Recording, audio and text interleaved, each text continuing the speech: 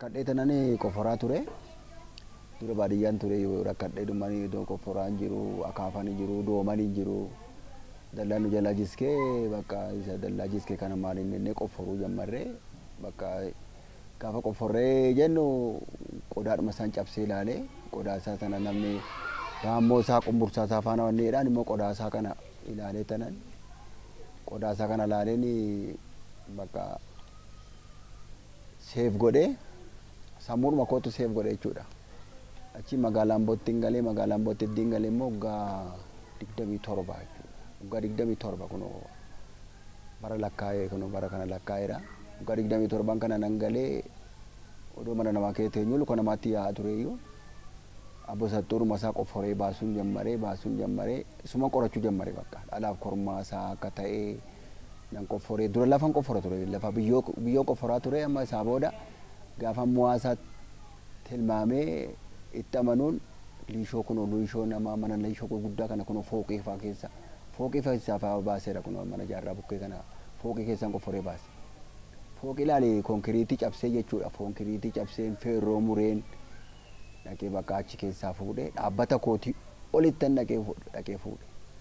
Amma gaafa mu'aa koo tamaammanee tanan kunoo mana kana cabsee mana liishoo seeraamikii kana cabsee achi keessaa fuudha jechuudha. Maamilli mana jedhamu harkuma dhungachaa deema kan namni rakkataa kunoo mana kana fakkaatu irratti qaxaqatee ijaaraa feerroodhaan nafuu hundumaa hojjetee ani immoo gana liishoo diigeen kunoo keessaa baasa. Lafa fagoo amma Addis Ababaa ganaan deema malee deemuun barbaannee amma hoolota dirasii deemera. Hoolota baasee guyyaa giincii guyyaa tokko dhaqee lama baasee galee gudar kunoo Fincaa'orroo immoo dheengadda deeme. Dheengadduma iyyuu Fincaa'orroo Tulluu Abiib kan jedhamu achiin dhaqee achiin bakka dheengadda achii baasee galee ammas kunoo kana qofforaa jira. Galiin koo maa xiqqaadha galiin amma muun jirtu. Galiin amma akkuma walii gallettidha. Akkuma walii galtee abbaa sanaattidha. Galii amma nan jedhamtu maatii ana faana nama torbadha amma. Nama torba maatiin kan ana malee nama 6. Galiin kana nan jiraachisa. Gaafii kunoo amma guyyaa sadaffaadha ka qofforuun koo kunoo amma laalee maatii amma kana biifee bakkatti kaa'uu namni rakkata. Qodaa bakka kaa'uu dhabaa. Kunoo argitu amma biifee kana maal kana bakka godhuu dhabaa. Namni immoo kana keessa jiraachuu hin danda'u. Namni kun mana uree mana miliyoona meeqan ijaaree kun balleessa. Sanyii isaa qoradhee tanan kana liishoo cabsu. Mana namaa cabsee baasuun koo waanan mu'aa kootti tamaamman. Sanyii isaanii 5. Sanyii 5 kana keessa unqulaalii akka jiru mana kana keessa akka jiru dhagaa baasee namni irratti ijaarametti kana. Isa namni irratti ijaaru kana dhiisee tanan bira darbee dhagaadhuma akkanuma masarata nama buqqisee baasee biyyoo keessa uumama kee taa'an. Namni garuu irratti ijaara hin beeku namni. Anan bakka inni arge zarii isaan namarraa. Zarii isaan nan beeka zarii isaan namarraa unqulaaliin isaanii aynata 3 unqulaalii qaba. Unqulaalii 3 sana bira nan dhaqe. Unqulaalii 3 sana bira nan ga'e bakka jiru nan beeka. Qodaan isaa immoo biyyoo gurraacha keessatti qodaan isaa akka jabanaati jechuudha. Qorichi seenu. Osoo qodaa isaatti naqxee qorichi sin galu. Achis immoo hin socho'u miilla hin qabu hin deemu. Isa gaafa akka nan beeka. Abbaa warraa faadha warraa qabaachuu isaas nan beeka. Anta mammadha jechuudha. Gibirnooti narraa baratu kana deebisanii ilaali.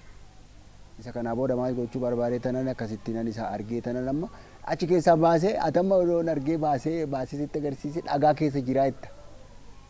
Haaduudhaan muree nama agarsiisa. Hin beekan. Haaduudhaan muree dhagaa keessa taa'aa jiru. Ani garuu achittan isa beeka. Boolla keessattan isa beeka. Godoosaa akka jabanaa godheetti goggogseetu bishaan hin seenu. Odoo bishaan seenu akka hodhaa makiinatti kaa'amu. Hodhaa makiinaa beektaati akka hodhaa makiinatti kaa'a. Qoricha gaditti naqxee simmeetii lafaatti gadi darba. Inni garuu asirra taa'a.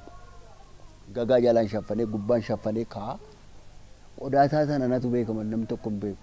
Odoo atama nan barate kana keessa jira adoo siin jedhe hin jiru jetta. Ani garuu haaduudhaan mureen namootatti agarsiisa. Namoonni gaa walitti daddabarsaa deemu. Magaalaan keessa deeman namni isaa nama wallaal hin jiru. Maal jiru ka bakka gatiin maayillee naannoo kaffalanii bakka kan gatiin isaa bakka gadi bu'aadha iyyuu jedha jiru ka laal mana amma kana ijaara kan mana argite taphate akka qaxaqatamee ijaaraman akkatti ijaareetu inni deebisee dallaa horii godha. Kan inni nyaatu immoo muka nyaata. Simmintoodhuma iyyuu dhagaadhuma simmintoodhuma argite miti. Simmintoodhuma maal godha sitti fakkaate simmintoodhuma daaraa godha. Simmintoo fooqii ilaali gaatu. Fooqii ilaali. Fooqiin silaayu jallisaa dhagaa kubbaan dhagaa isuma biyyoo godhe. Biyyoo keessa galchee simmintoon of gadhiisa deema. Moo beeku gara miliyoona jalaa dhufuu hin danda'a. Maal magaalaa Amboo keessa iyyuu miliyoona meeqa ta'uu hin danda'a. Mandara isaa waliin ga'uu ga'eera. Mudannoo inni qabu jechuudha. Akka amantii kootti mudannoo inni qabu akka amantii kootti yoo argame bichaan sirraa fuudha. Yoo argame kun obboleessi koo kun ragaadha kaleessa birrii 100 natti kenne ilaali guyyaa 3tti jechuudha guyyaa 2ffaatti ani nama harkaan fuudha. Kasaree kasaraa jedhama gaa. Oon argadhe naa kaffalama malee argachuu baannan bakka humna koos gadi xaaree biyyoo dhagaama kanaa baasee tanan argatu waa gala. Hin fuudhu namarra maaliif jechuudha akka amantii kootti namni nama komata. Komii nama komataa namni bakka maaliif anamma akka namni maqaan dha'u barbaadu yoon argadhe naa kaffalama oon argachuu baadhe bakka lafa isaa ilaalchisuudha. Lafa sana mirmaraa godhanii lafti sun marammaramee ta'ee odoon amma dhagaa kana irratti simmintoo amma kana irratti baasurra lafa sana marammaramee irratti ijaaramuu qaban jedha. Hin dadhabani waggaa 5 hin barsiise. Waggaa 5 soddaa koo. Waggaa 5 amma tokko amma duwwaa tokko jira. Abbosattuu ammoo lafa qofforee xaaree dhiise fadee. Obsa qaba. Obsiteeti la kun obsiteet dhagaa akka kanaa baaftee amma dhagaan kana jilbeeffadhee achi keessa harkisee baase. Ilaali.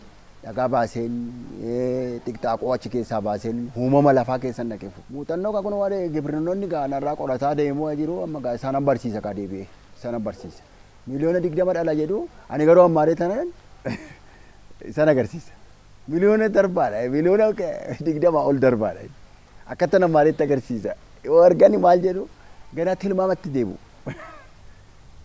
tilmaamatti deebu maali rilmi gaa koobii qaba. Koobii qaba. Gibirnoonni gaa meetira 40 irraa fagaata jedhu ani garuu meetira 40 doon taane isa qofforii isa argachuu bichaadha tilmaamni gaa. Biyyee kamiyyuu hin baay'ata biyyoo diimaatti hin baay'atan. Amma gara Wallaggaa deemte lafti hundumtuu isuma. Asitti immoo gara kooticha gurraacha keessatti koobii qaba beekamaadha jechuudha. Gara Wallaggaatti deemte koobiin isaa badaan mana. Odoo ana faana ani gaaf tokko guyyaa tokko mana barumsaa seeneen beeku. Garuu mo'aa sammuu kana waraqata kana kan deeme kan waraqata kana saayinsii taayilojii kanarra kan dhaqe barumsa sammuu kanadha. Sammuudha hundumaa kan tokko taata. Ati amma barumsi kee kun kan sammuun kee geessite waraqatarra geessita. Kan sammuun kee hojjete. Hurjilaala jechuudha. Hojiin nama hojjetu kun hurjilaala tokkoffaan kana. Akkasitti kana baasee lafa kanaa qofforee baasee nan agarsiisu. Akkasitti iddoo ati narraa fudhattee ani immoo isaatti beektu sirraa fudhadhee doon deemee waan guddaa ta'a jechuudha. Ani immoo tokkitti kana qaba namni barumsa dadhabe kan namni gaanarraa fudhachuu dadhabe isa kana gaa kun akkasittidha. Oduu walirraa baranne akkasitti oduu walirraa barannee namni gara guddinaatti deeman jechuudha. Sanama goora takkatti gatu kana bakka itti gurguramullee jiraa jedhu bakka itti gurguramullee hin jiraa jedhu bakka inni itti gurguramullee hin jiraa jedhu garuu natti himan. Amma nam tokko duwwaa tokko jira qodaa isaa wajjin fuudhee gurgurata. Qodaa wajjin makina keessa buufatee qodaa isaa faana gurgurata. Birrii 2,000 faanatti kenna. Kolfaati. Horii uqqataa mataan masaa kuttee liqimsiifte akka kiniinitti jechuudha. Namni naaf kenneef jira. Horii uqqataa furdisa jechuudha. Furdinaaf tokkoffaadha. Mataa isaa irraa kutan horii bokoksaa jedhe. Mataa isaa irraa kutan. Mataa bichaa qaba inni luka hin qabu. Miila hin qabu adeemuu hin danda'u. Mana kana keessa amma gola kana keessa gola sana seenuu hin danda'u. Anatu dhaqee qodaa isaa sana fuudha. Inni immoo maal ta'a seete hin muuxata. Akka sanyii keenyatti doo hin hora ta'e namni isa jiraata mee tilmaama sinu. Akka keenyatti doo hora ta'e akkamitti jiraata namni. Mana kanas doo jiraate odoo hore mootii sun odoo hore akkamitti jiraata namni iddoo kam ta'a. Garuu maal ta'e sitti fakkaata akka isa isuman qoradhee maal ta'a seete zimjireetuma ofiisaatii of muuxa. Manuma kana keessatti as keessaan bahu waan ittiin haadhee bahus hin qabu luka hin qabu harka hin qabu. Mataa bichaa socho'aa bakka inni dhaluu bichaadha bakka. Wanni amadiidhuma isaa ashaawaadhuma kana gadi naqa sukkaara kan fakkaatu. Isuma gadi naqa sarraatanyoonni warri sarraa hudduu isaarraa fuutee gagaatti naqti. Ishiin kaan immoo isumarraa bishaan kan qabu isadha. Bishaan kan qabu asiin irraa waraabbatti jidduu kanatti immoo tuubbaroo bishaanitti bishaanuma loqolloqaa bishaanuma baata jechuudha. Isarraa malee fayyadaman. Bishaan isa waaqarraa cufu kanas isa lafarraa sin tuqan bishaan isa ajjeesa garuu qorichi sana ajjeesu bishaan immoo isa ajjeesa isa irraa malee fayyadaman amma yoon isa fuudhe hin gogaa sanyiin isa horuus hin jiru ofii isaatii muuxata dulloomaa isaan arge ijoollee isaatirraa kaasee dulloomaa isaa laaleen akkatti inni xammu wanni qaba jechuudha hundee sirii ilaala argitee hundeen jira miti hundeen muka hidda qaba garaa isaa keessa sanyii wanni qaba immoo guyyaa isaa bara qaba bara oggaa qaba oggaa 12 jiraata ilaa kun okka qirxii qaba oggaadhaan kan guddatu jechuudha guddinuma isaallee isuman tilmaamee ilaala argi amma maal goota seete gaa hindulloomaa akkuma ogoo kana xammee dhaqee hin xamma lafeen qabu hin xamma maal ta'a seete hiddi sun hin du'u keessaa hidda argitee fiinyaan naafuuftu laalme fiinyaa dhaqee deebi'ee maal goota seete abbaa warraa isaa sun jechuudha abbaa warraa qabdii abbaa warraa ishii xiqqoodha inni garuu guddaadha abbaa haati warraa guddaadha ishiin immoo maal gooti seete hidduma sanattidha hidduma sana qunnamti hiddi sun maal ta'a seete fiinyaa ta'a deebiseeti immoo hin xammee kayeeti immoo maal ta'a fiinyaa ta'a siriin isaa sun immoo maalidha seete hundeen isaa sun baay'inaan gadi yaasti baay'ee